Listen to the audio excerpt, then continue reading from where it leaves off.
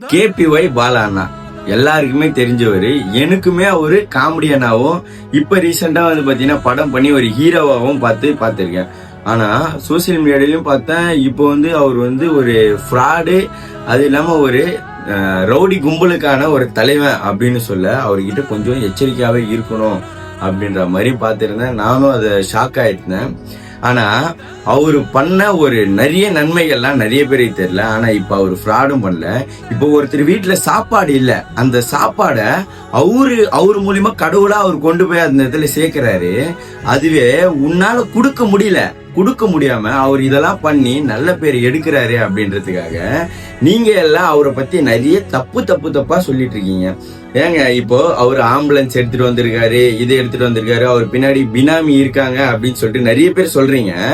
அந்த மாதிரி உங்களுக்கு தோணி உங்களுக்கு ஒரு 10 ரூபா இருக்குன்னா ஒரு 5 ரூபா உங்களால செலவு பண்ண முடியுமா? ஆனா கேபி பாலா அண்ணா வந்து பாத்தீங்கன்னா அந்த 1000 ரூபாய் சம்பாதிச்சாலும் அந்த 1000 ரூபாய்ல 900 ரூபாய் வந்து மக்களுக்கு செலவு பண்ணணும், அதுதான் என்னுடைய ஹாபிட், அதுதான் வந்து என்னுடைய சந்தோஷமும் அப்படின்னு சொல்லிட்டு இருக்காரு. இப்ப இந்த காலத்துல வந்து பாத்தீங்கன்னா சின்ன குழந்தைங்கள வீடியோ பண்ணுது. இப்ப அவர் விட்ட எல்லா சேவையும் வந்து பாத்தீங்கன்னா நடக்கலன்னா அவங்க எப்படி வீடியோ போட்டிருப்பாங்க, அது மூலியமா நிறைய பேர் தெரிஞ்சிருக்கு. சின்ன ஸ்டிக்கருக்காக ஏங்க உங்களால செய்ய முடியலன்னா கொஞ்சம் ஒதுங்கி பாருங்க. ஏன்னா வந்து பாத்தீங்கன்னா நான் நிறைய வந்து பாத்திருக்கேன். இப்போ கேபிஒய் பாலான்னு கூட நிறைய பேர் ஆக்ட் பண்ணிருக்காங்க. இவன் எப்படி சம்பாதிக்கிற பணத்தெல்லாம் எல்லாருக்கும் எதுவுமே கொடுக்கறதுனால நம்மளையும் பண்ண சொல்றாங்களே அப்படின்னு அவரை ஃபர்ஸ்ட் ஸ்டார்டிங்ல அந்த நோஸ்கட் பண்ணியிருந்தாங்க, நிறைய பேர் பண்ணியிருந்தாங்க.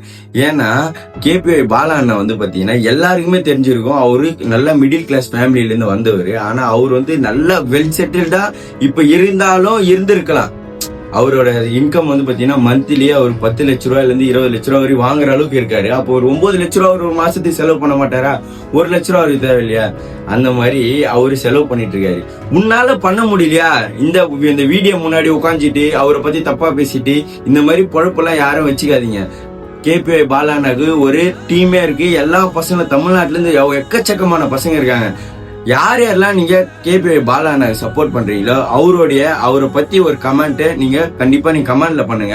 இந்த கமெண்ட்டை வச்சு நம்ம எல்லார்கிட்டயும் பேசுவோம். கேபிஒய் பாலான ஃப்ராட் இல்ல, அவரு சொக்க தங்கம். அவங்க பண்ற ஹெல்ப் எல்லாம் வந்து யாராலையுமே பண்ண முடியாது. நானுமே பொறாமப்பட்டு இருக்கேன். இந்த மாதிரி ஒரு சோசியல் சர்வீஸ் நம்ம எப்போ பண்ணுவோம், இந்த மாதிரி இடத்துல வந்து நம்ம எப்போ பண்ணுவோம் அப்படின்னு இருக்கேன். கண்டிப்பா இந்த வீடியோ நிறைய பேர் ஷேர் பண்ணுங்க. இந்த மாதிரி தேவையில்லாம வீடியோ பண்ணிட்டு இருக்காங்க, அவங்களுக்கு கண்டிப்பா இதை ஷேர் பண்ணி விட்டு அவங்கள பத்தி ஃபர்ஸ்ட் தப்பா பேசாதீங்கன்ட்டு கமெண்ட்ல போடுங்க. Love you all. Bye.